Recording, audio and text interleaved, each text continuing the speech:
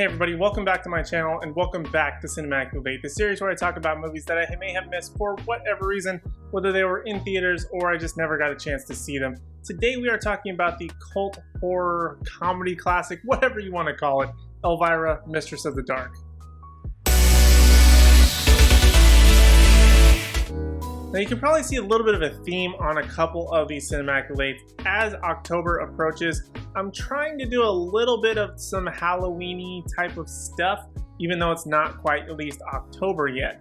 I don't really have any plans for anything specific in October, but if you want to see me review some Halloween or scary movies, let me know down in the comment section down below. And with that, let's go ahead and get right into it. Elvira is probably one of the most cult classic horror icons outside of like the major ones that are actually movie monsters.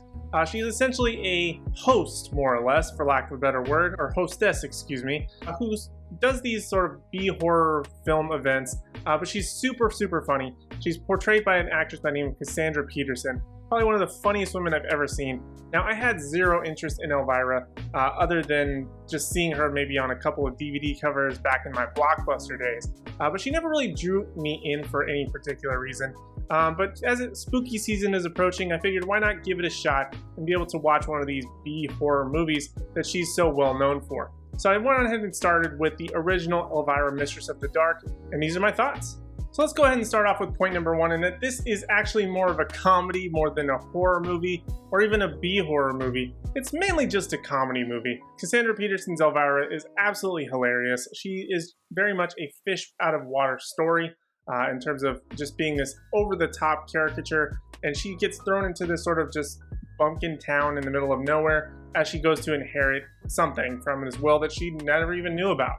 So it's just one of those fish out of water stories. It's very familiar in a lot of ways, so I don't really anticipate, or at least I didn't expect a lot out of this movie. But the thing that I got out of it the most had to be the laughs. And this movie delivers on multiple occasions, whether it's Elvira herself or just how the town sort of receives her. It's very similar to a lot of movies like My Cousin Vinny and a lot of other things. I think this movie actually came out before it, if I'm not wrong.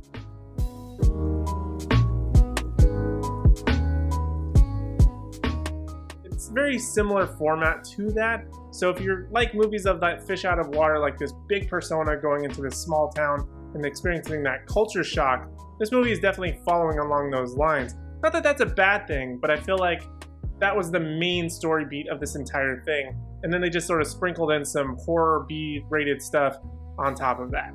And I guess that sort of leads me into my next point, which is the acting in it really isn't that great. Again, Cassandra Peterson as Elvira is absolutely hilarious. She is the main driving force, as she should be, as it's her name that's on the title. But other than that, there's really not a ton to expect here. You will see some faces that you probably have seen in some other things like Ferris Bueller and a couple of other, big comedy movies that came out. Those background people that you know their face but not necessarily their name. You'll probably see at least a few of them here. It's very similar to a lot of those movies, and it just follows that formula. But for the majority of the acting, it's not great, but Cassandra Peterson saves the entire thing with her portrayal of Elvira. And I totally understand why she is such a big part of B-horror, B-comedy sort of stylings.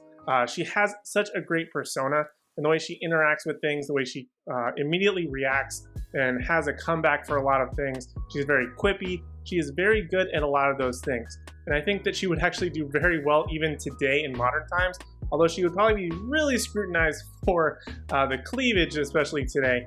But I think that she would very well fit in, even if she was a caricature that we regularly see today rather than just in the 80s and 90s.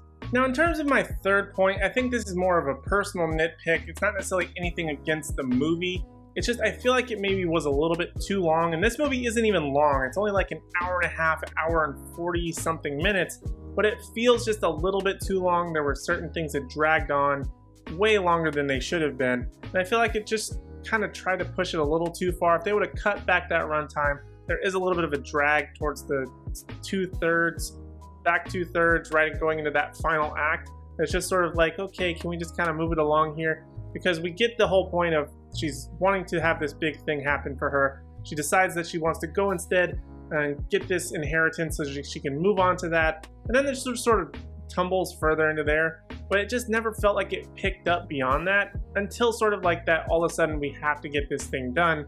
It kind of felt out of left field. They would have built it up a little bit more and had that anticipation and conflict throughout other than just the fish out of water story. It might have been a little bit more interesting, but for the most part, it's kind of just a bore at one point.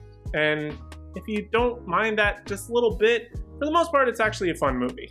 So guys, those are all of my thoughts on Elvira, Mistress of the Dark. If you have seen it, make sure you let me know your thoughts and opinions down in the comment section down below. Also, while you're down there, let me know if you like the setup that we have going on here, if you want me to go back to the old one.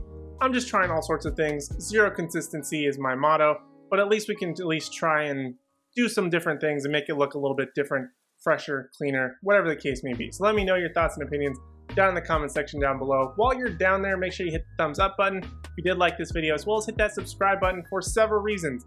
Number one, I do have a new Cinematically Late every single Thursday, as well as I go live every single Sunday at 7 p.m. Eastern time.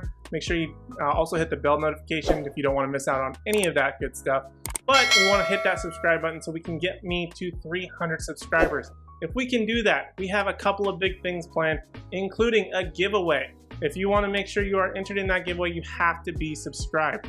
If we hit 300 subscribers, I'm giving away a gift card to a movie website where you can purchase movies to watch at home, at your leisure, whenever you want. Next thing is because we want to make sure to get to 300, so we want to do a watch party for Jack Reacher. Don't have all the details yet, still hammering them out, but hopefully we can either do like a Zoom call or just a live watch party, something like that. We can all just hang out, watch a movie together, and just have some fun. So make sure you hit that subscribe button, share this with your friends. Other than that, thank you guys so much for watching. I really do appreciate it, and I hope to see you in the next one.